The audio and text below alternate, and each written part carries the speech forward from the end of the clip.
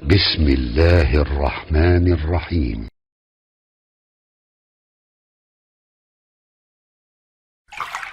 Antum pernah dengar kitab At-Tibyan fi Adab Hamalatil Quran? Pernah dengar? Siapa yang nulis? Oh, bukan Allahu a'lam, tidak ada penulis Allahu a'lam. Masya Allah. Kitab At-Tibyan ditulis oleh Allahu a'lam, tidak ada. Namanya Imam An-Nawawi juga. Perhatikan. Awas hati-hati ya. Saya sering temukan Imam An-Nawawi itu, Masya Allah, selain alim, beliau juga murabbi, pendidik. Mu'allim, murabbi, pendidik beliau itu. Pengalaman ta'allumnya sangat banyak. Dari situ dikumpulkan jadi manhaj pengajaran. Itu sampai saking pahamnya cara mengajarkan, beliau sampai dalam bidang hadis pun, itu beliau urutkan tingkatan-tingkatannya seperti anak tangga. Sehingga ketika memulai kita lebih ringan, dapatnya kemudian efektif, dan ketika diamalkan mudah dalam kehidupan. Akhirnya apa yang beliau buat? Pertama, sebelum menulis kitab hadis, beliau membuat kitab At-Tibyan dulu. At-Tibyan fi Adab Hamalatil Quran. Di situ dituliskan oleh beliau bagaimana cara untuk belajar dulu sebelum belajar materinya. Dituliskan bagaimana cara memilih guru, bagaimana cara datang ke majelis ilmu, bagaimana sopan santun duduk di majelis ilmu. Kalau di majelis ilmu guru belum datang, apa yang dilakukan? Coba lihat. Banyak sampai ke situnya, Pak. Sebelum guru datang, guru belum datang, maka lakukan amalan-amalan yang baik. Beliau sarankan untuk berzikir, beliau sarankan baca Quran. Lihat orang sekarang. Guru belum datang, sibuk pasang status. Ustadznya belum datang, dipoto. Oh, Masya Allah. Dihilang manfaat. Yang paling indah ketika antum masuk terlambat, apa yang dilakukan? Apakah nerobos saf pertama atau duduk di tempatnya? Lalu ketika antum datang ada kawan, apa yang dikerjakan dengan kawan di samping? Apakah dicueki atau disalami atau disenyumi? Ada semuanya. Sifatnya adab. Diterangkan bahkan ketika antum menjadi orang yang cukup baik ilmunya dan kemudian akan mengajar, diterangkan lagi, ini akhlaknya seorang pengajar. Begini ikuti, seperti ini, seperti ini, seperti ini. Anda kerjakan, ilmu masuk ke dalam relung jiwa para murid. Anda tinggalkan cuma jadi pengetahuan yang terlihat hebat, tapi sulit untuk diamalkan. Begitu selesai menulis kitab itu, beliau tulis Al-Arba'in An-Nawawiyah, 42 hadis. Hadis-hadis pilihan. Untuk membekali orang-orang yang pemula bagaimana ingin berhijrah mendekat kepada Allah dan Rasulnya. Dari mulai pelajaran memperbaiki niat, sampai pelajaran memuliakan kawan, memuliakan tamu, bersikap baik kepada sekitaran dan sebagainya. 42 hadis. Lulus dari Al-Arba'in, pindah Riyadus Shalihin. 1896 hadis. Makanya ketika pindah ke Riyadus Shalihin, itu lebih banyak hadis-hadisnya berbicara tentang interaksi sosial. Karena yang secara personal sudah selesai di Al-Arba'in. Begitu lulus Riyadus Shalihin, pindah ke Syarah Muslim 9 jilid. Baru masuk bab fikih di situ, baru masuk bab imarah di situ, baru masuk bab muamalah di situ, lebih luas lagi. Nah ini antum belum belajar At-Tibyan, sudah belajar Al-Arba'in. Belum belajar Al-Arba'in, sudah belajar Riyadus Shalihin. Makanya sering saya perhatikan hasilnya suka lompat-lompat. Kenapa? Karena stepnya tidak dilalui dengan benar. Ini yang repot. Yang paling hebat, baru belajar sehari sudah memberikan fatwa.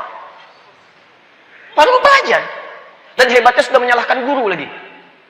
Nah, antum ini makanya kalau ingin belajar sesuatu, lihat petunjuk nabinya, petakan pembelajarannya. Setelah itu bikin prioritas. Di antara prioritasnya tidak hanya materi-materi yang penting kita pelajari, tapi urutkan sesuai dengan kebutuhan kita. Jelas ya? Satu, prioritas materi. Satu, apa prioritas materi yang diajarkan oleh Nabi Sallallahu Alaihi Wasallam?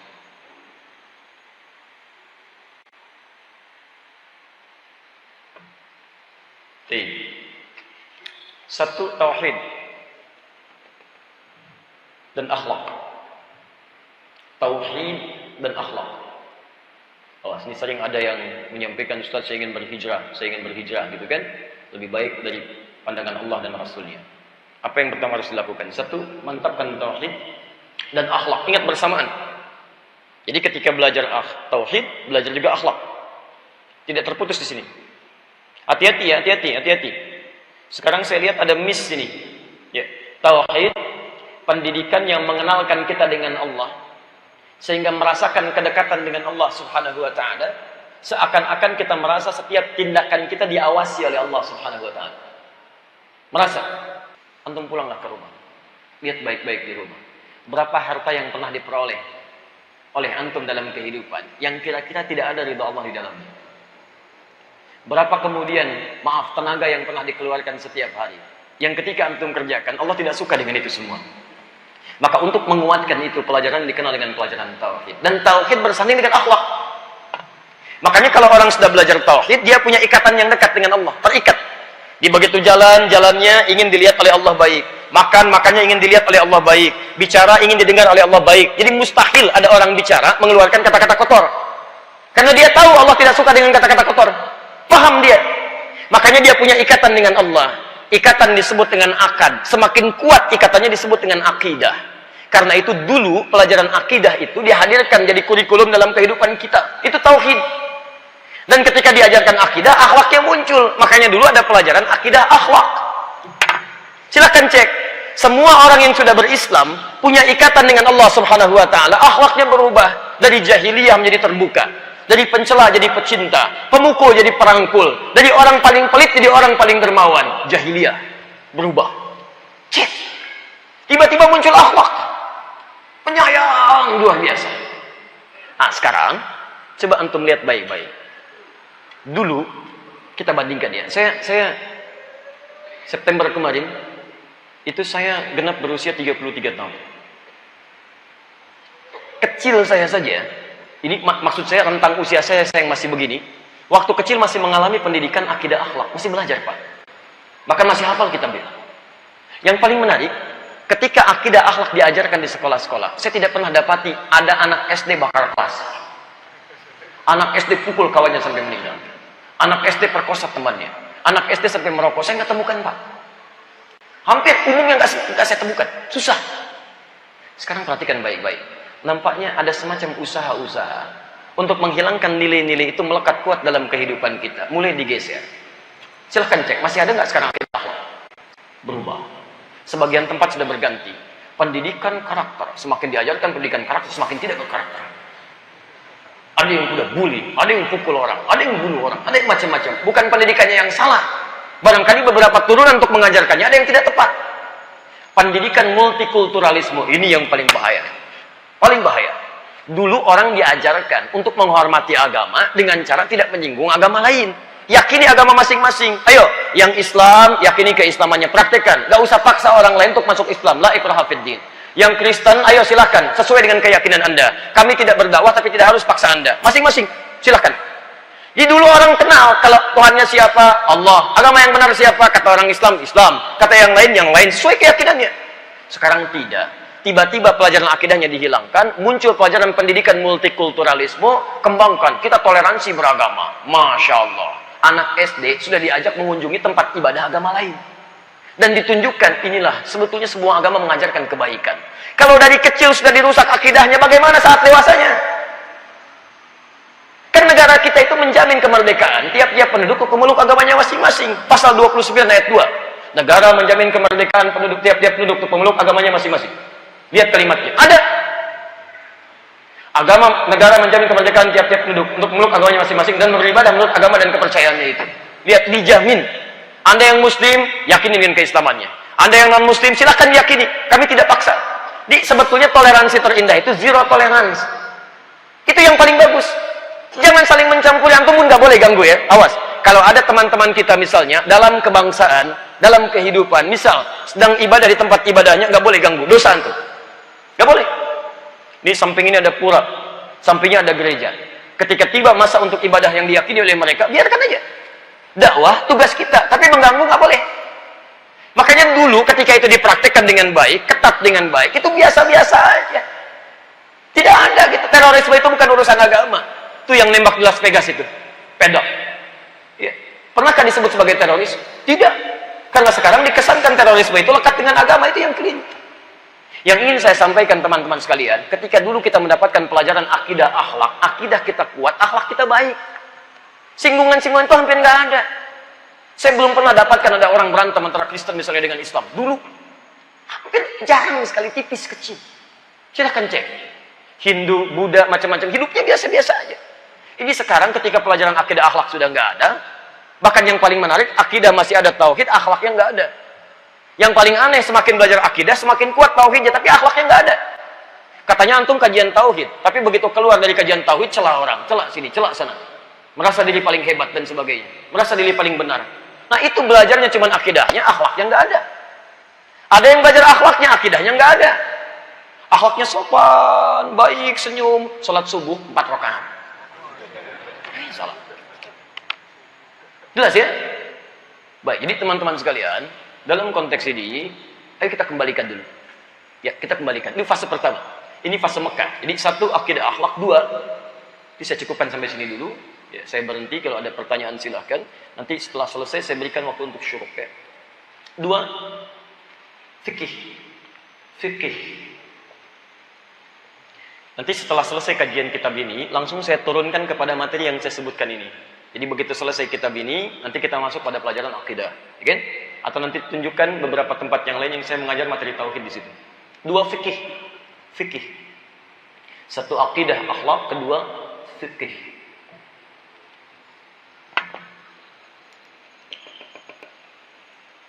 Lihat ya, sebelum masuk ke masalah fikih, saya ingin tanamkan pada antum. Ingat betul baik-baik, antara akidah dengan akhlak itu beriringan. Jadi jangan sampai ada pembelajar yang belajar akidah, akhlak hilang. Atau belajar akhlak, akidah hilang. Saya pernah mengajar di satu tempat. Nggak perlu saya sebutkan lah ya, tempatnya di sekitaran kita. Begitu saya datang, saya mengajar tauhid. Ada di antara peserta itu juga yang sudah belajar tauhid dengan ustaz lain. Begitu saya datang, kemudian kami mengajarkan, dan saya nggak bawa kitab pada saat itu. Karena saya sudah kumpulkan beberapa kitab-kitab, saya resum, saya jadikan PowerPoint dan dibagikan. Apa yang terjadi? Tiba-tiba murid yang baru belajar ini, kemudian memberikan gambaran. Ini ustadznya, ustadz nggak sunnah nih, ngajarnya nggak pakai kitab. Pelajarannya juga beda dengan guru-guru kita. Ini yang bahaya. Yang lebih hebat lagi, dibuat isu di sekitaran. Ini ustadz nggak sunnah, ngajar nggak pakai kitab. Baik, disampaikan oleh pengurus kepada kami. Saya bilang nggak apa-apa Pak, insya Allah nanti kajian berikutnya kami datang. Begitu mau datang kajian berikutnya, dikasih saya flyer, dituliskan di situ kajiannya kajian kitab, plus dengan kitabnya, jadi kitab di situ. Seakan-akan pesan ke kita, kalau mau datang mengajar bawa kitab ini. Tayyib. Maka saya telepon murid saya katakan tolong datang ke rumah, bawa mobil. Begitu datang ke rumah, kami bawakan kitab dari rumah Pak, 2 mobil. Saya turunkan dari perpustakaan. Tuh 2 mobil jalan. Sampai di tujuan, kami tumpukan buku-bukunya. Terus saya buka dengan pelajaran. Alhamdulillah. Dari sekian saya mengajar tauhid, baru di tempat ini ada yang pengen repot. Saya mohon maaf karena memang selama ini saya jarang mengajar pakai kitab. Saya pakai kutub. Kitab itu 1, kutub banyak. Ini saya kumpulkan. Jadi pelajaran-pelajaran itu Bapak Ibu sekalian, yang antum saya langsung sampaikan. Yang kemarin sampaikan ini nggak sesuai pelajarannya. Ini antum belajarnya dari kitab ini. Nih lihat, saya bacakan kitabnya. Judulnya ini, pelajarannya ini. Begitu disampaikan baru paham. Oh, bukan oh. Ini buku dibahas di Timur Tengah, kelas anak SD dan SMP. Jadi kalau antum baru belajar ini, antum baru belajar kelas anak SMP. Saya kumpulkan ini, saya ambil kelas yang ini, saya ambil kelas ini, saya padukan. Ini yang kelas SD, ini SMP, ini SMA, ini yang tipe universitas. Saya gabungkan jadi satu, saya sederhanakan bahasannya. Kemudian kami kumpulkan. Baru setelah paham kami sampaikan, tidak ada lagi yang bicara. Saya tugaskan baca kitab, nggak bisa baca. Ini baca kitab aja nggak tahu. Kitabnya aja nggak kenal. Sudah memberikan penilaian yang tidak tepat. Nah yang seperti itu tidak baik. Itu artinya antum belajar dengan cara yang salah. Tauhidnya memang benar belajar tauhid, tapi akhlaknya nggak ada. Sehingga ketika menemukan guru yang mungkin beda dengan apa yang telah antum dapati, bukan berarti gurunya salah. Mungkin pengetahuan antum belum sampai ke situ. Jadi jangan pernah antum menilai kemudian pelajaran orang lain dengan pakaian masing-masing, itu bisa beda. Nah saya suka pernah dapatkan kalimat-kalimat demikian di beberapa majlis, itu nggak baik. Kalau ke saya nggak apa-apa, tapi ke guru lain jangan pernah lakukan. Karena itu tidak berkah nantinya. Antum ketika menyimpulkan seseorang dengan batasan nalar antum dan itu tidak tepat, maka ilmunya tidak akan sampai kepada diri anda. Seorang murid pernah datang kepada seorang syekh belajar. Kemudian dia minta izin kepada syekhnya untuk belajar di guru lain. Kata syekhnya belajar ke sana. Tiba-tiba baru belajar 1-2 hari, pulang lagi. Ditanya, kenapa kamu balik lagi? Kata murid ini, syekh, dia beda ngajarnya. Beda katanya ngajarnya. Ya, kalau kita sekarang bukan sunnah misalnya, beda.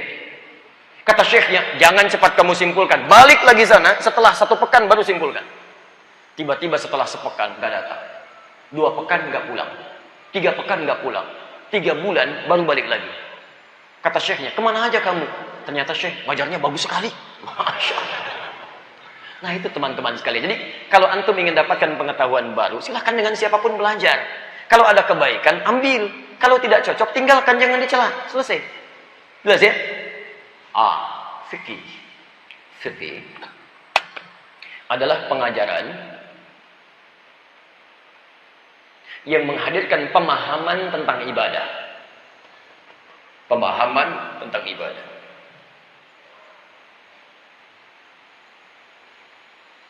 Saya berhenti di sini ya, 3 menit lagi. Fikih adalah pengajaran yang memahamkan tentang ibadah. Baik, misal, sholat ibadah bukan? Ibadah. Zakat ibadah?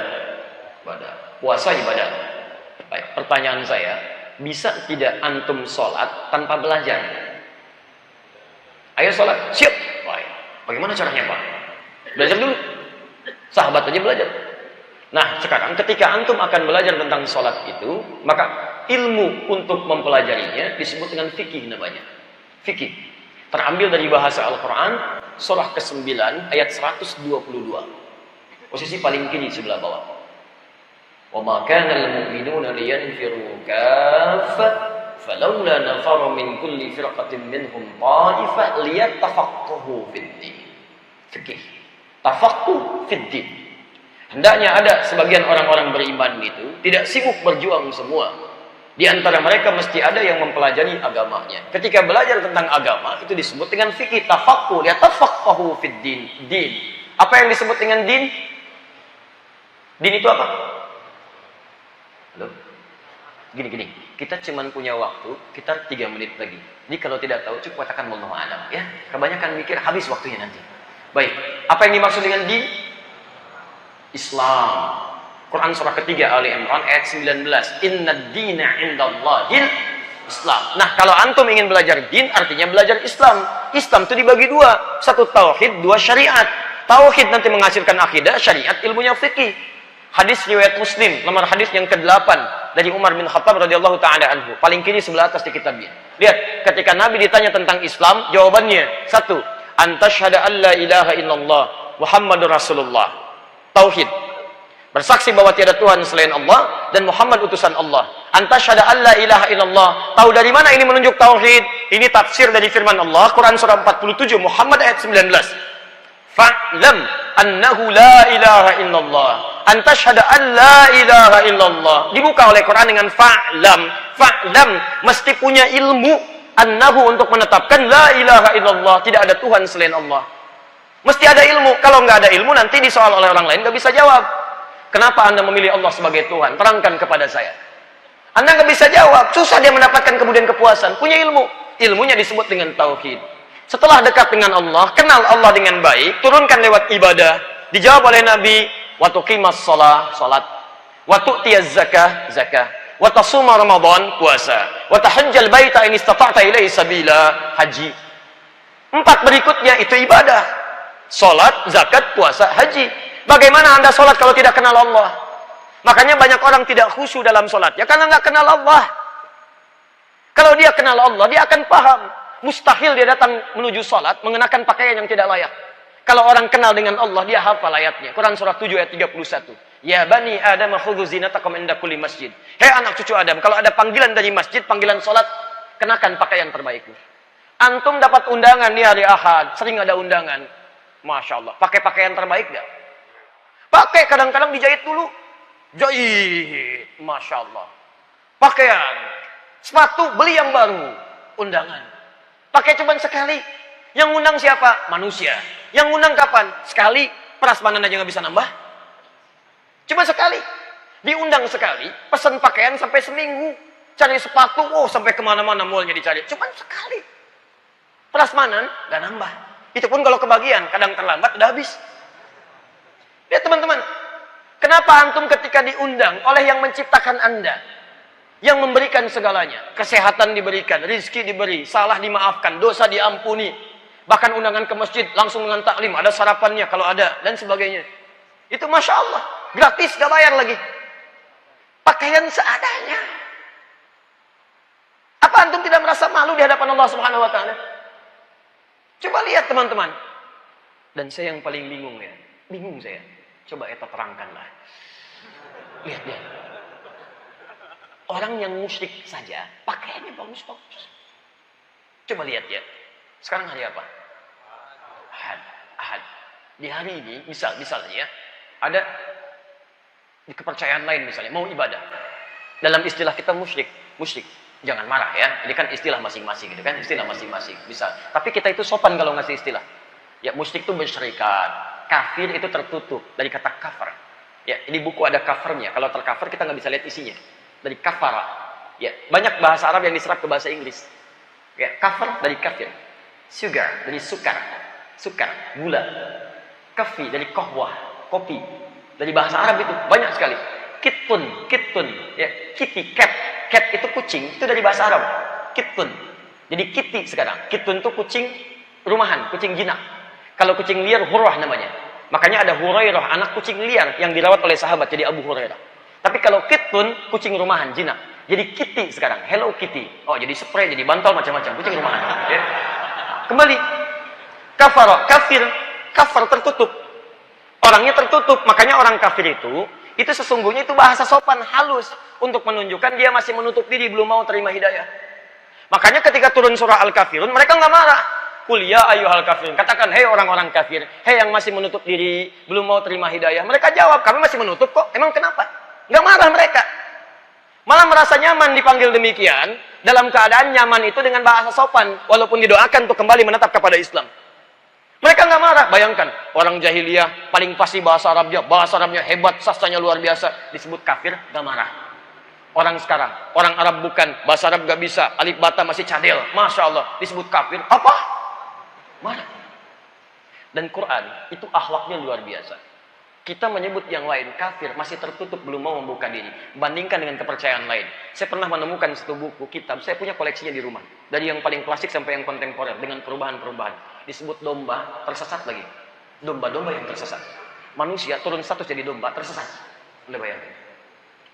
Oh, sudah. Kembalikan ke asal. Nanti lama-lama jadi tersangka saya gitu kan. Kita diskusi aja. Kalau ada sesuatu yang kurang menarik, kita diskusi. Supaya ranahnya ilmiah. Jangan sampaikan ujaran-ujaran kebencian. Itu tidak baik. Ya. Teruskan. Teman-teman sekalian, coba bandingkan. Orang mau musyrik saja, pakaiannya bagus-bagus. Ini antum pulang ya. Coba lihat. Ada yang pakai jas. Ada yang pakai batik. Perempuannya pakai kebaya. Bawa anak-anaknya pang dua. Pakai manisan di sini. Sampai betah. Antum yang sudah muslim, sudah berislam, kenapa antum malu beribadah menghadap kepada Allah dengan kebaikan?